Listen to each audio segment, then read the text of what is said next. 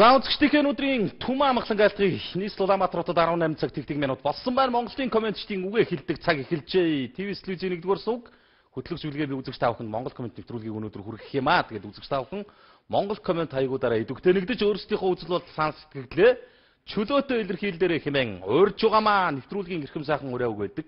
Монголын комментчд минь намайг ганцаараа гэж бодлогоогоор бид олуулаа шүү, олон мянгуулаа шүү гэсэн итгэл сэтгэлийг тэгээд Монгол комментэд нэгдэцгээ гэсэн эрхэм өрөөгийг хамт сайхан хэлээд өнөөдрийн нэвтрүүлгийг эхлэе гэж бодож байгаа юм. За өнөөдөр мегмар гараг гадаа бас цагаагаарын байдал бас нэг хэсэгт ажиханжээснийгаа бодвол бас айдуухан болж ирж байна. Ямар ч байсан өнөөдөр би бас үзэгчдтэй гэрэлтэй гэгээтэй сайн сайхан мэдээлэлээс нэхлээд дуулгана. Санаанд хүрэхгүй байгаа болох үтггүй асуудлуудаар бас үзэгчдтэйгээ байр сууриа солилцноо гэсэн тийм бодол тооцоотой байгаа юм шүү гэдгийг бас уламжлах нь зүйтэй байхаа. Олон малгай өнөөдөр бас мэдээллийн захин ертөнцид сайтуудаар, интернет, Twitter, Facebook орчинд бас яригдсан, хилэгдсэн зүйлсүүдээс, жиргэнүүдээс бас тоомтой тодорхой зүйлсүүдийн үе бас үзэгч та бүхэнтэйгээ санал бодлоо солилцохоор бэлтгэсэн байгаа мэдээллийн M-News MN сайтаас өнөөдрийн онцлог мэдээллийг олон нийтэд хүрэхээр бэлдлээ. M-News MN сайт Монгол Орос улсууд хоорондоо визгүй зорчдог болох тухай асуудал яригдж эхэлснийг олон нийтэд бас хүргэлээ. Тэгээд Оросын улбаны улсын гадаад харилцааны сайт Сергей Лавров Монгол улсын гадаад хэргийн сайд болттой уулзалтынхаа үеэр Монгол улс визгүй зорчих журмаа иргэн орохыг манай талд санал болгосон гэсэн материалыг бас M-News-ийн олон нийтэд хүргэсэн байна.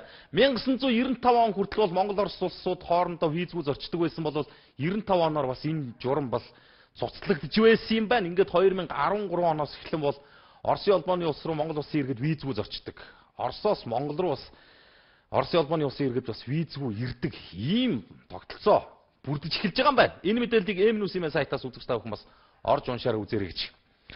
Дараагаар нь авилгалын эсрэг аянд бас нийслэлийн газрын албад нэгдсэн мэдээллийг GovNews улс төрийн захин портал сайт олон нийтэд хүргэлээ.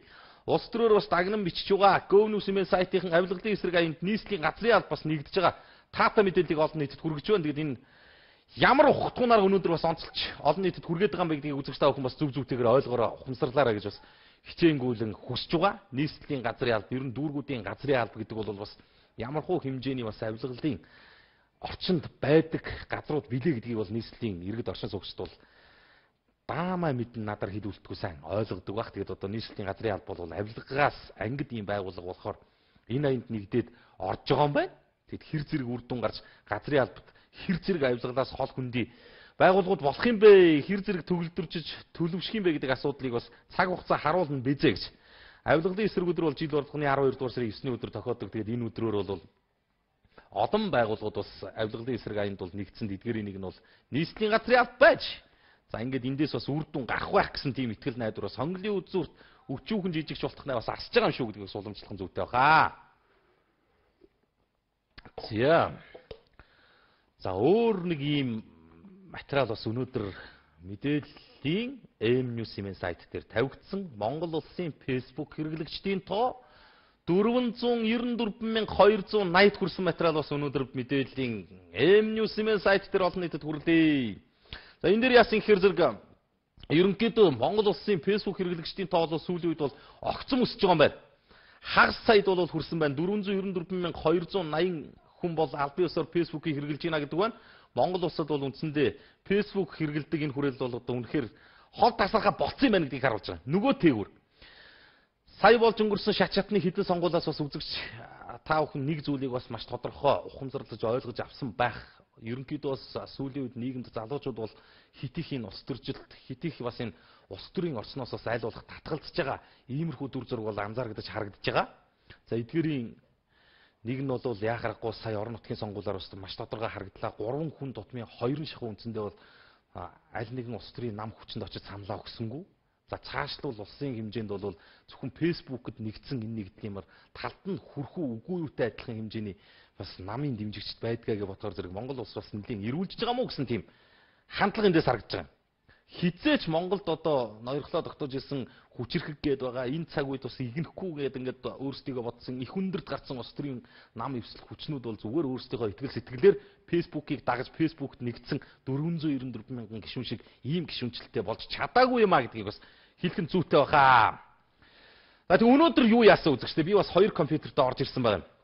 Ингэнэ. Монголын коммунистийн үгийг сонсохгүй бол бас гунигтай уйтгартай байна уу? Ганцаараа ярина гэдэг чинь бас бүтэхгүй даваануудын нэг юм байна. За энд би бол бас юу яасан байгаамаа. Энэ дээр бол за Монгол комментийнхоо Яхоо айдыг бол нээчихье. Тэгээд бас Монголын комментч маань бас намайг нөхцөл байдлыг ойлгоод надад бас баг зэргийн тусламж үзүүлээрэ. Та бүхэндээ би бас өчигдөр нэг компьютер дээрээс бас энэ сан сэтгэлийг аваад нэг компьютер дээрээс бас ярих хэлэх зүйлсүүдээ яриад явчих гэсэн бас үнэндээ боломжгүй юм байлээ. Тэгээд өнөөдөр бол бас хоёр компьютертэй орж ирж байгаад энийг ингээд энд нь тусна байлгачих гэсэн тийм бодол байгаа. Фүү за тест маш олон коммент төлөвлөлт ирж байна да энд. За ингээд бааз хийгээд идэг нэг асуудал байгаамаа. За ингэж явж байгаад нэг цэгцлэндээ. Эн чинь бас аятайх юм байна шүү дээ. Нэг цонхонд ингээ бүгд гарчдаг. За ингэж байна. Бэлгийн ажил сайн уу гэж байна. Ажилд ажгүй байна да. Тэгээд одоо та нар минь бас туслаараа дэмжээрэй. Нөхцөл байдлыг ойлгоорой. Би одоо зогсож байгаа ч болтохно Монголын коммунистийн үгийг сонсё л гэдэг ингээд бодоод ирсэн л байж энэ да. За ингэж яваад нэг цэгцлэнэ. За Монголын үндэсний их сургууль 70,000 өгөхгүй байна л гэж байх юм аа. Аз баяраа нөгөө хөтлөгч яасан бэ гэж тэгээ маа баяраа бас эрүүл мэндийн шалтгааны улмаас бас эмнэлгийн тусламж үйлчлэгээ авч байгаа гэдгийг бас өчигдөр хэлсэн шүү би. Нөгөө хөтлөгч маань бас удахгүй ирэх байх оо.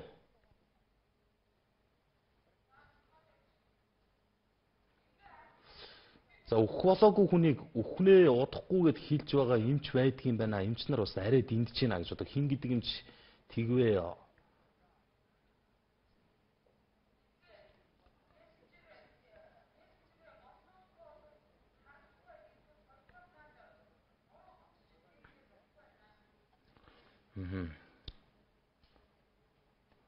За Чингэлтэй дүүргийн засаг дарга хизээ томилогдох бол гэж мэдэхгүй байна. Сайн уу бэлгээ сайн гэж. За энэ өдрийн мэнд хүргэе. За та бүхэндээ энэ өдрийн мэнд хүргэе. Нөгөө хөтлөгч яасан бэ л гэдэг үнтэй. Хувийн хөвшлийн компаниуд болио яагаад байгаа юм бэ энэ хувийн хөвшлийнхэн чинь? Нөгөө хүн чинь хайцсан юм бэ? За хай бэлгээ ажил сайн уу л гэж байна. За дайчгүүдээ ерөнхийдөө. За Монголын үндэсний дээд сургуультай холбоотой гомдол саналууд өчигдрөөс хойш ирээд л ахын одоо 70,000-ыг өчөж болдгоо хорвоо юм байх та.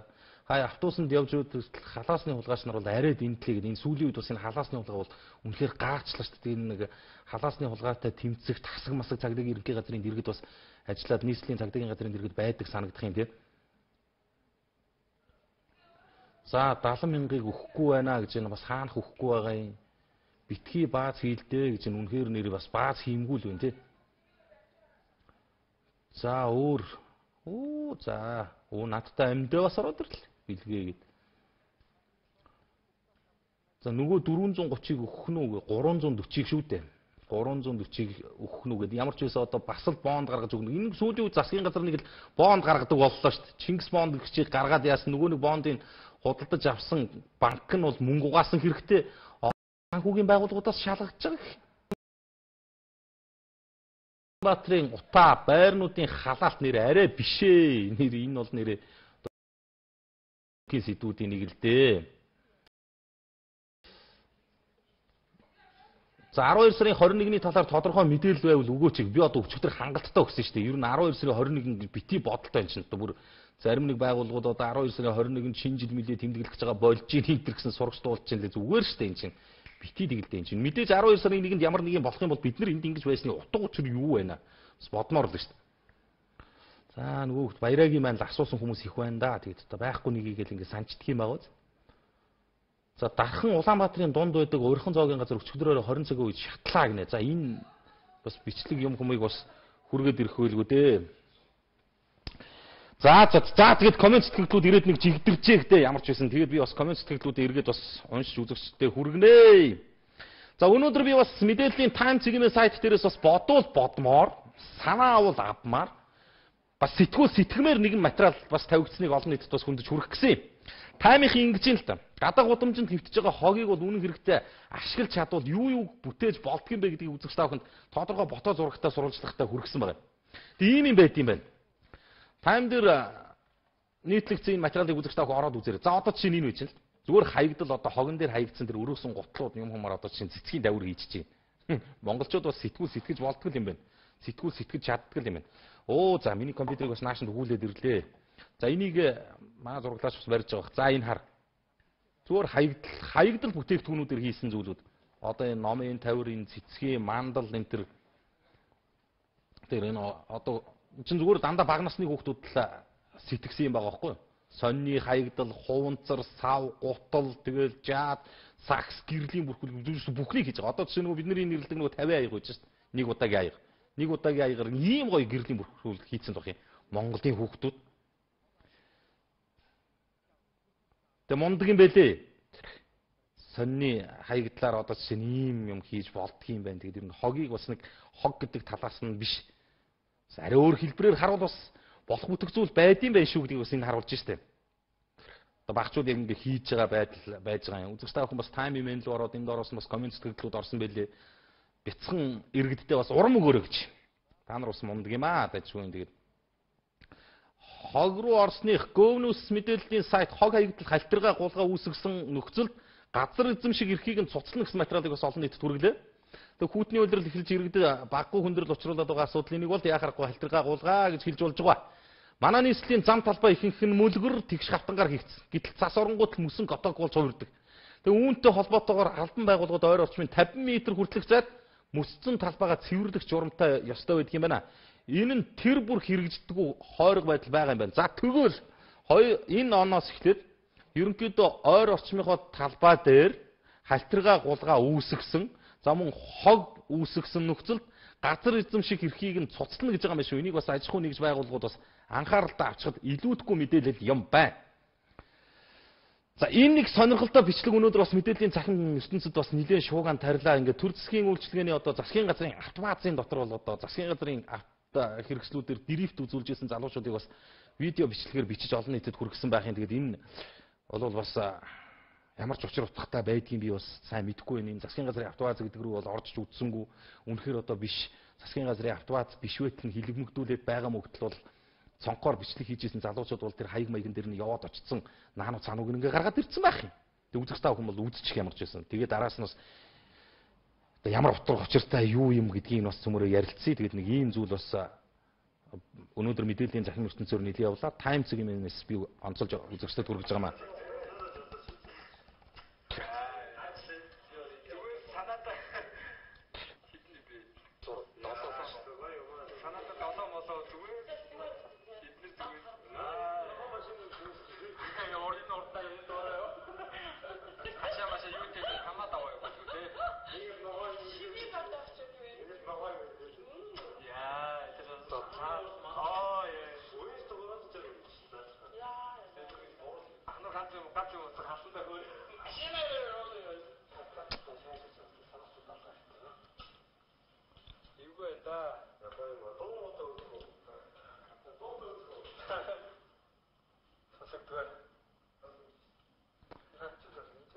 За энэ бичлэг мэдээллийн Time цэгийн сайт дээр байж байгаа. Тэг үзэгч та бүхэн бас ороод үзээрэй. Тэгээ Монгол Улсын засгийн газрын автоваз бол дотроо бас одоо уралдаа юм уу, шалгаруулалт юм уу, эсвэл одоо төрийн үйлчлэгээнд явдаг, засгийн газрын үйлчлэгээнд явдаг жолооч нарыг ийм өндөр шалгуураар авдаг юм уу, ур чадварын үзүүлэлт явагдаад байгаа юм уу би мэдэхгүй. Ямар ч байсан өнөөдөр энэ YouTube дээр тавигдсан энэ бичлэг бол аль хэдийн 20 гаруй мянган хүн үзээд янз янзын санал сэтгэл шүүмжлэлүүдийг бас доороос нь бичээд үлдээсэн байна лээ. За тэр одоо энэ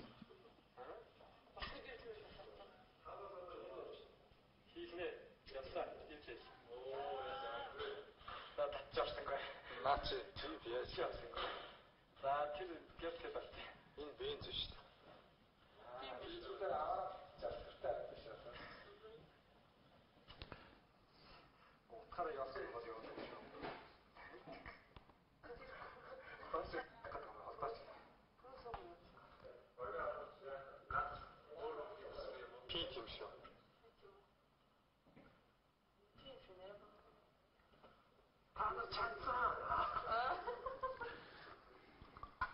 Тэг ямар ч байсан нэг хэсэг залуус бас одоо гэрээсээ ч юм уу, офис дээрээсээ ч юм уу бас Монгол Улсын засгийн газрын автоваз дотор борж өрнөсөн нэг энэ бичлэгийг бас бичээд YouTube сайт руу байршуулсан. Мэдээлэл ер нь бол ихэнх сайтууд дээр энэ бичлэг тавигдсан байгаа маа. Зүгээр ямархуу асуудлыг ярих гэдэг юм хэрэг ерөнхийдөө бас нэг аль аль талдаа төр засгийн үйлчлэгээнд явж байгаа энэ байгууллагуудад бас хяналт гэдэг юм ер нь аль зэрэг төвшөнд байдаг юм бэ гэдгийг л нэг энэ мэтийн жишээ харуулж байгаа юм уу даа гэж бодож байна.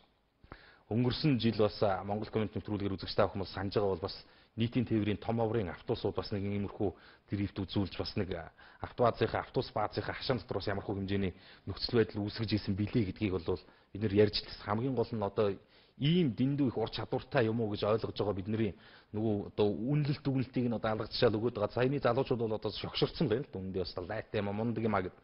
Тэгээ нөхдүүд чинь зам дээр гараад бас энэ хэмжээнийхээ бас өөртөө ихтгэлтэй байдлаараа гараад ямархуу хэмжээний нөхцөл байдал үүсгдэг билээ гэдгийг бол бас нэг төр засгийн үйлчлэгээнд явж байгаа олон жолооч нарын олон таагүй үйлдэлүүд бас үзүүлдэг харуулдаг штэ. Тэгээд энд одоо чухам ямархуу асуудалтай юу болоод байгаа нь бол сонирн биш байна. Хэр зэрэг хяналттай байдаг юм бэ гэдэг нь бол бас нөхцөл байдлыг л их тодорхой харуулж байгаа юм даа л гэж л ойлгож байгаа.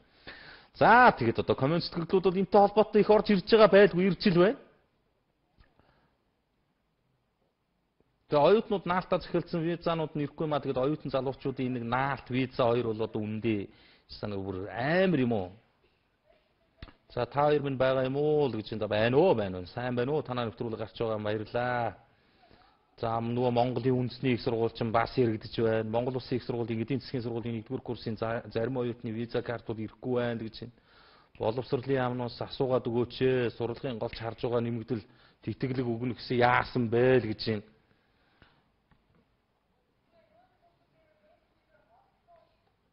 За энийг бас нэг ингэж оруулж байгаад харагдахгүй.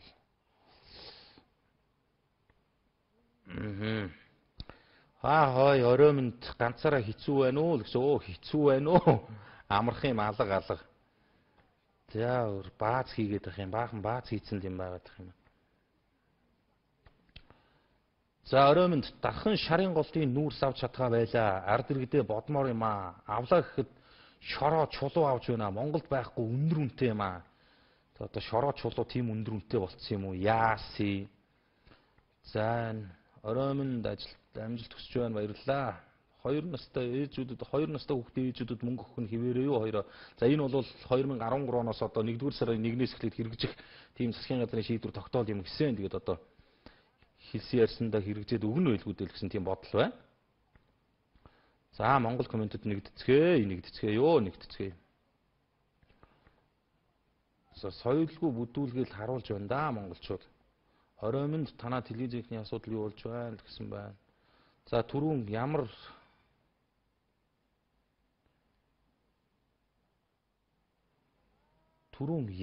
цэг нээгдсэн гэд байсан бэ? Ямар цэг нээгдсэн гэж юу ярьсан юм болов? Тим цэг нээгдсэн талаар юм яригдаг байгаа үстэй.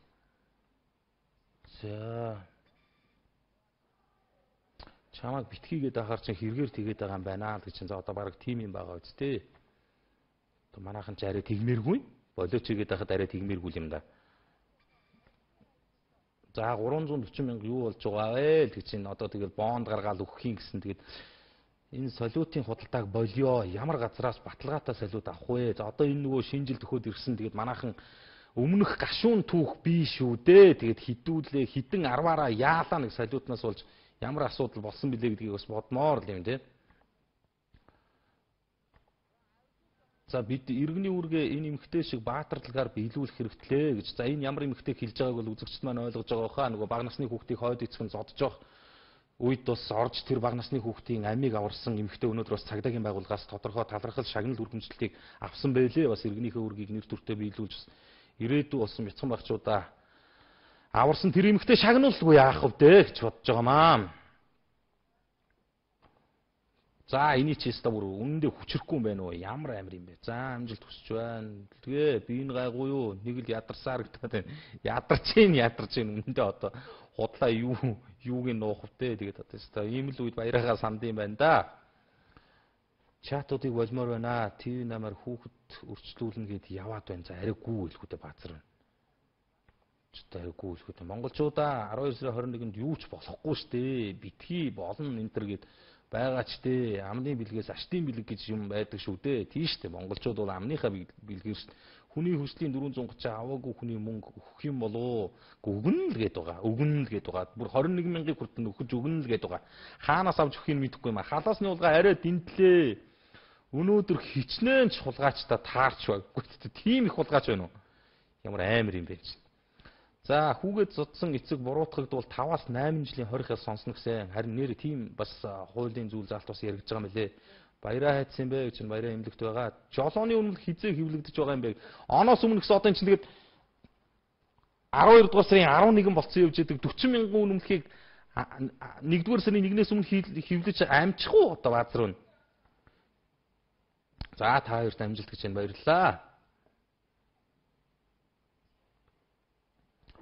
Монголчуудаа 12 сарын 21-нд бол юм болохгүй гэдэг. За тэгэхэд коммент сэтгэлдлүүд ирж байна. Одоо тэгэхэд айлыг нь би ч юм баг барахгүй юм байна дөө. За энд бас баахан коммент сэтгэлдлүүд байгаа. Пүүх. Үндэсний бүхий холбооны асуудал юу болж байгаа юм бэ? Мөнхбаатар Арслангийн сэргээшин шинжилгээний хариу юу болсон бэ гэдэг. Одоо ямар ч байсан өөрөө бас Солонгос руу сэргээшин шинжилгээ дахиж өгөхөөр явуулсан энэ төр гэжсэн. Тэгэхэд юу болсон юм мэдэхгүй байна. Тэр төрлийн мэдээлэл бол одоо алга мэдж байгаа энэ төр хүн байвал бас монголчуудаа хэлээд өгнө үз.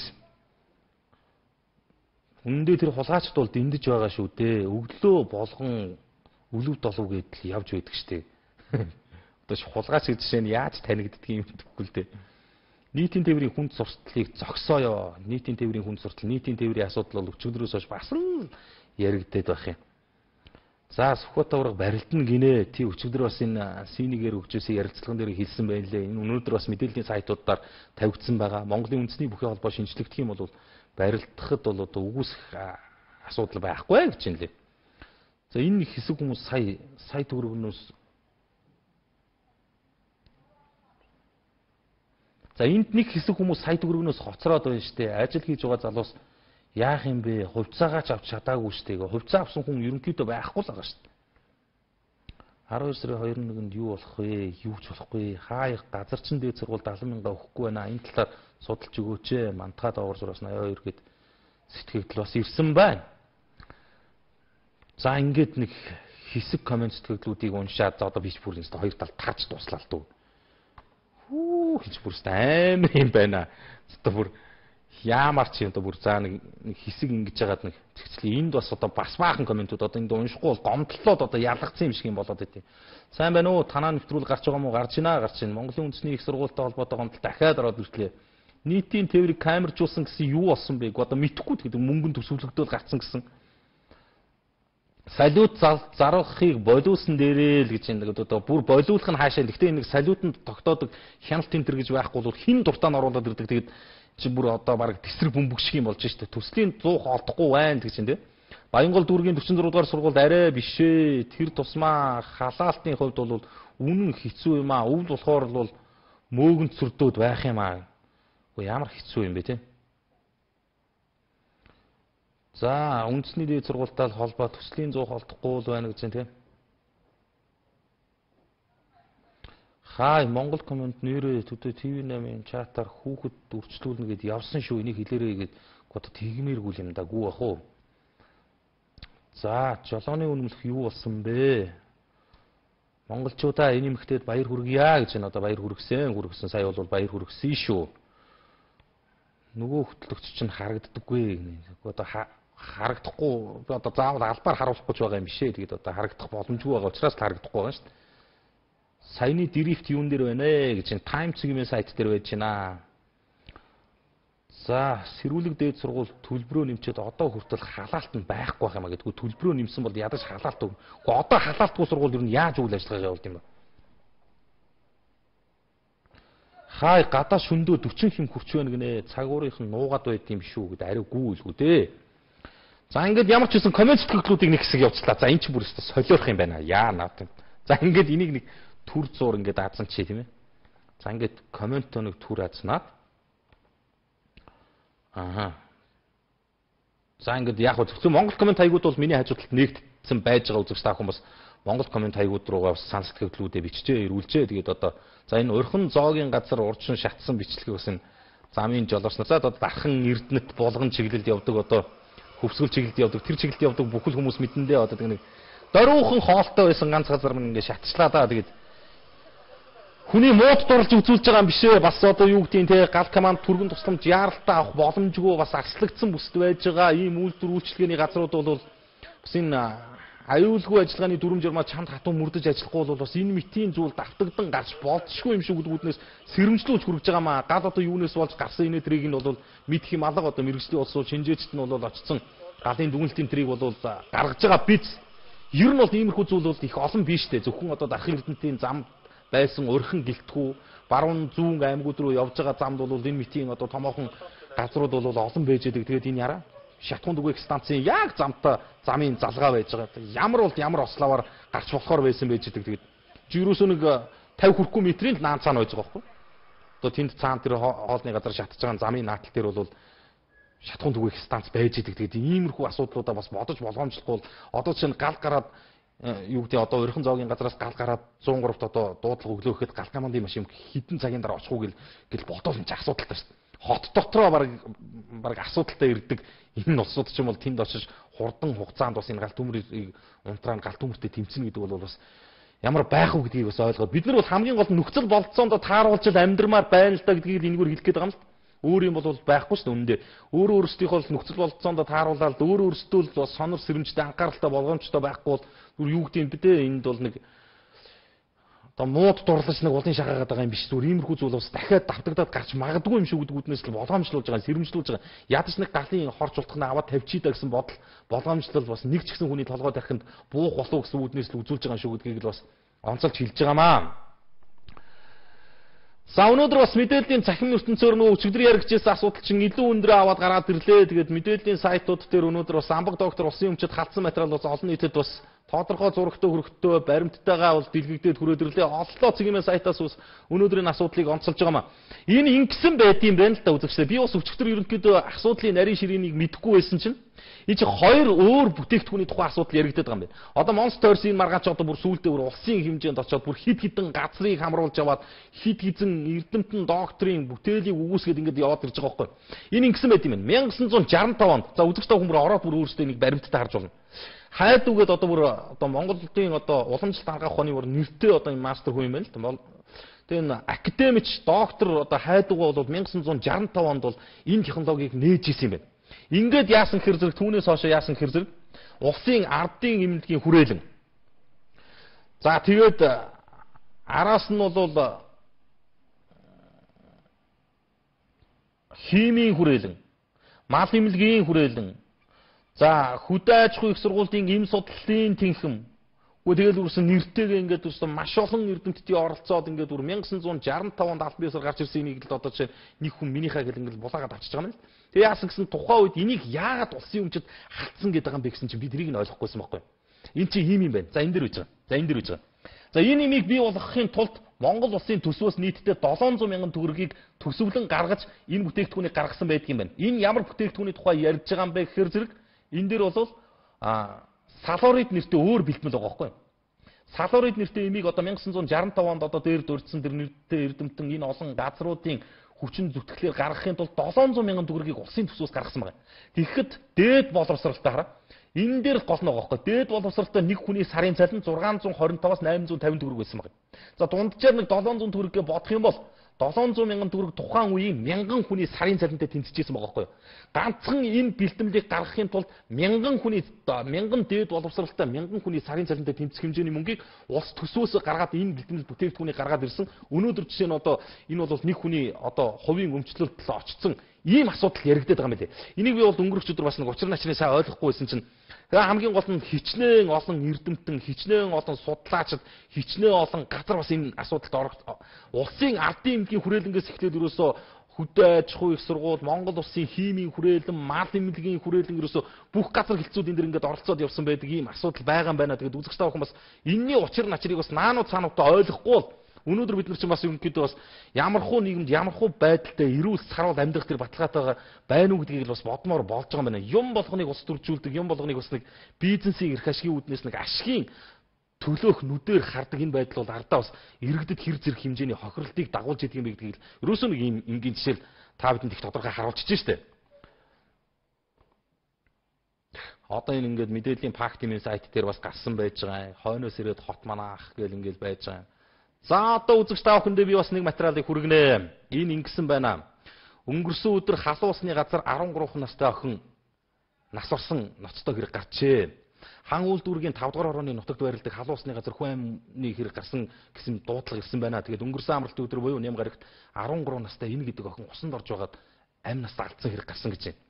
За энэ хэргийн газар бол Яарамгийн 457-гийн А тоодод бол байд юм байна. 60 гэдэг өсчин халуун усны газар ажилладаг байсан юм байна. Тэгээд 13 настай охин бол одоо ямар шалтгааны улмаас халуун усны газарт амь нас алдсан нь бол тодорхойгүй байгаа юм байна. Тэгээд Монгол улсын ирээдүйн болсон нэгэн бяцхан охин одоо зүгээр л ингээл усанд орж явж байгаа л.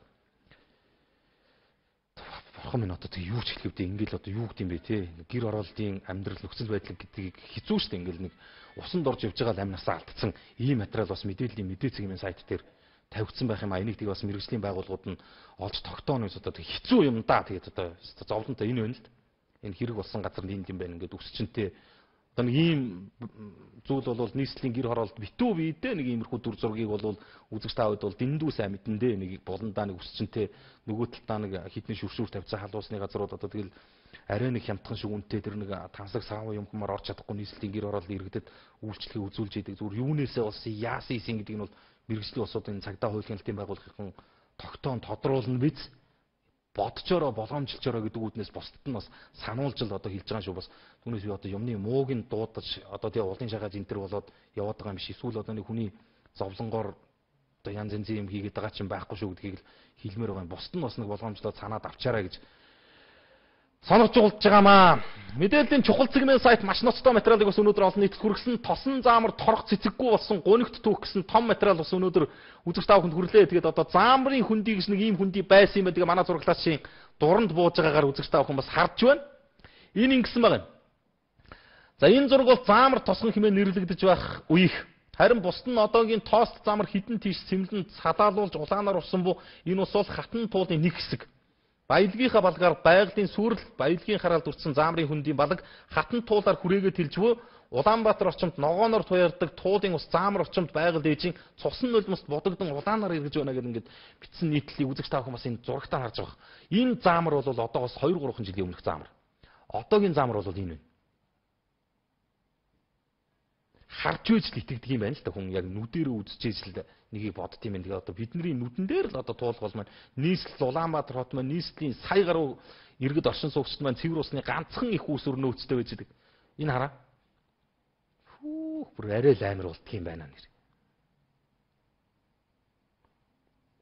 Нөгөө цэцэгтэй жимстэй заамар юун торох цэцэг битгийг л юмгүй болчихдөг юм байна. Тэг ийм улаан шавраа шууд туулгал руу ингээд нийлүүлчихдэг бас л хүний сэтгэлээ нэрээ бас л амар юм аа нэр. Чин зүгээр хүрээ улаан шаврыг авчил туулгалтал ингээл нийлүүлээд явуулчихдаг юм шүү дээ. Алт угаас ус. Гэхдээ тэгээд одоо нөгөө туулын загас жарахаа яагаа өгсөн инээтрээ гэж асуудаг ч юм бол инээдэмтэй юм шүү. Үгүй ийм дотор ер нь амьд амтын битгийг л ер нь баргийн юм тэсэх юм уу? Амар юм аа тэгэд. За мэдээд Монгол комент хаягууд руу маш олон комент сэтгэгдүүд бас ирсэн байна. 3 дугаар төрхийн эмч нар за 3 дугаар төрхийн эмч нар хүнтэй харьцах харилцаагаа бол дээшлүүлмээр юм аа. Ажлаа хийж байгаа байдал нь бол арай л хүнийг бол доромжилж дорж үзэж байна гэж байна. Заавал уншаараа сайн байцгаана уу амжилт хүсье. Жинхэнэ салмоныг хаанаас авч хэрэглэх вэ монголчуудаа битгий хуураад байгаа ч гэж байна. Одоо мэдэхгүй. Би бол хэлж мэдэхгүй байна хаанаас авч хэрэглэх юм. Лав Монсын салмонд гэж би мэддэг байсан болохоос одоо хин нэгэн хүний хувийн өмчийн салмоныг бол мэдэхгүй юм шүү дээ. Одоо ч түрүүчээсээ энэ нэртэй устгаа байлээ да. Оюун хин гэдэг иргэн билээ. Баянгол дүүргийн. Тэр сая нөгөө дуурайч хийсэн салмоноос нь хордсон. Тэгээд бас мэрэгжлийн байгууллагуудад хандцсан явж байгаа юм байлээ. Гэхдээ Монгол нэр эзэнгүүтц юм шиг л байх юм л та. Амгалан цогцлбор сургууль 13,000 тэргүүний сурагч медаль авах уу гэдээ байх юм. 13,000 төгрөгөөр тэргүүний сурагч медалийг авах уу гэдэг. Гайгүй юм шүү энэ чарна. Амгалан цогцлбор сургуульд арай гүү байлгүй дээ. За яа доогуур зураас 369 гэнэ. 13,000 төгрөгөөр тэргүүний сурагч гэдэг алтан медаль авах уу гэдэг нэг. Медалийнх нь үн өргөмжлийнх нь үн бүх юм багтсан явж байгаа юм байна. За ямар ч байсан бол залуучуудын дунд бол салбарын залуу тэргүүний залуугаар шалгарах хаш 500,000 төгрөг болсон байна лээ. За Монголын одоо шилдэг залуугаар тодорхох юм бол нэг 2 сая төгрөгийн бил бинчэнтэй хүн бол бас Монгол улсын зүгээр манлаа залуу болчих тийм болцооны юм байна лээ.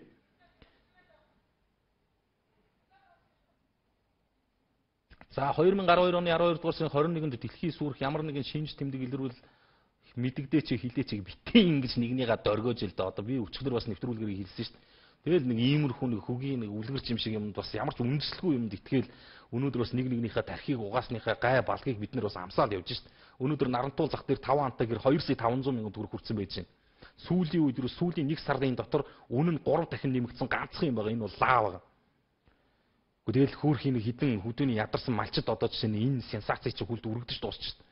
5 антаа гэртхийн амьдарч байгаа юм. Ерөөсөө нүүдлийн малчтал амьдарч байгаа. Тэгэл лаа хин барьж байгаа гэр цахилгаангүй нүүдлийн малчтал лаа барьдаг. Тэгэл одоо энэ Улаанбаатарчууд ерөөсөө гэртийн хүн амьд гарах нь лаал одоо ерөөсөө аврах нь гэдэг ингээд л ерөөсөө хуйлэрсэн. Тэгээ одоо нэг ийм нөхцөл байдал хүртэл ингээд гардгийн ард нь ийм хор хөхрөд явж идэх гэдгийг бас бид нар бас ойлгохоор штэ. За коммент төгтлүүдийг уншаарай л гэж би бол уншаад л жолооны үнэмлэх юу болсон бэ гэдэг одоо мэдх юм алга. Ер нь бол одоо жолооны үнэмлэх хөвлөгдөх ч юм уу ч юм уу сураг тасарчлаа шүү дээ. Оноос өмнө хөвлөгдөн гэсэн байхгүй одоо ингэ. Заавал уншаад өгөөч л гэж байна. Бараа зарах нэрийдлэр хүн л уурдаад байна штэ. Болгоомжлмор байна гэж. Хай сайн байна уу билгээ. Наад заамрын асуудал чинь бол дөнгөж өнгөцгөөн үзүүлсэн мэдээлэл байна уу? Өшөө цаашаа бол амар байгаа шүү гэж. За залууцэг.com сайт бол үндсэндээ баг ажиллахааргүй болсон. Залууцэг.com сайт яагаад ажиллахгүй байгаа юм бэ гэсэн коммент төгтлүүд ирж байна. Битээ залах, битгий бааз хийлдэ би яг үннийг хэлэхэд яг чин сэтгэлээсээ гуйж байна. Би тэр болгонд ч хурж амжихгүй байна. Тэгээд манай хамтран хөтэлдэг манай Баяраа минь бас эрүүл мэндийн шалтгааны улмаас эмнэлэгт байгаа. Би хэлсэн, гуйсан тэгээд бааз хийгээд залгаад байгаа болгонтой чинь би очиж харьцаж үнэндээ чадахгүй. Энд ганцаарх нь та нар олуулаа байна. Нэг ч гэсэн комментиг уншвал бас илүү үр дүнтэй байх юм биш үү гэсэн тийм бодол байх юм аа.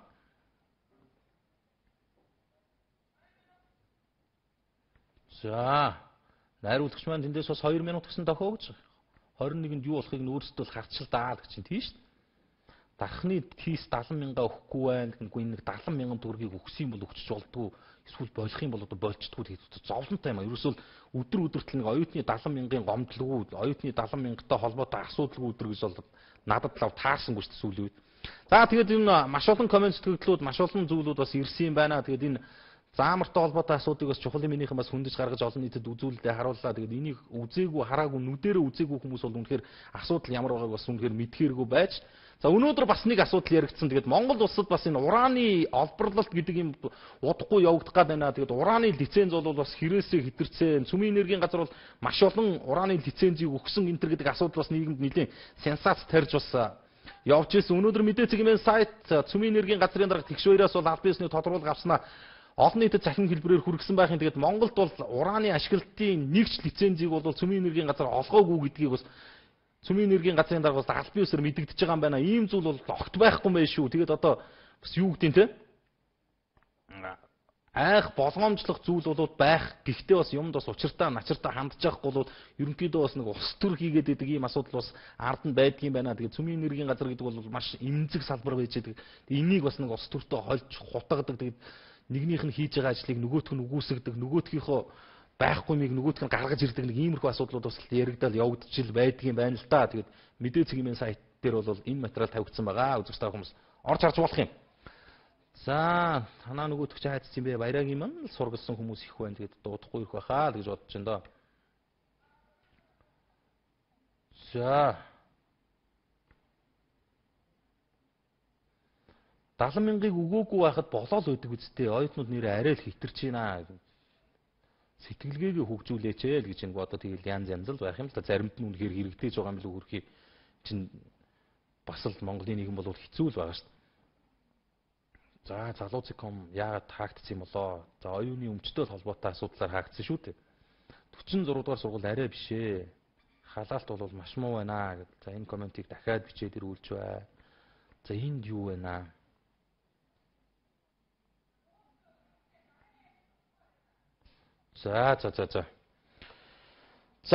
За тэгээд өнөөдрийн нэвтрүүлэг бас өндөрлөх цаг болсон юм байна. 18 цаг 40 минут аль хэдийн болсон нэвтрүүлгийн найруулагч бас өнөөдөр нэвтрүүлгийг дуусгах цаг болсныг надад хэлж байна. Тэгээд үзэгч та бүхэндээ би бас хэд хоногийн хугацаанд бол ганцаараа энэ Монгол коммент нэвтрүүлгийг хөтлж хүргэх нь аль болох комментчдийнхаа үгийг үзэл бодлыг түлхүүтэйхэн сонс юу гэж бас бодож зорилоо. Тэгээд үнэндээ бас тэр болгонд нь хүрч чадахгүй байна. Уучлаарай одоо маш олон комент сэтгэлдлүүд ингээд одоо завсар зайгүй ирж чинь тэр болгоныг нь би бол үндэ ялгаж салгахын ч одоо сөхөө алга аль болох одоо нэг ч гэсэн комент сэтгэлдлийг уншихынсан гэсэн бодол байла.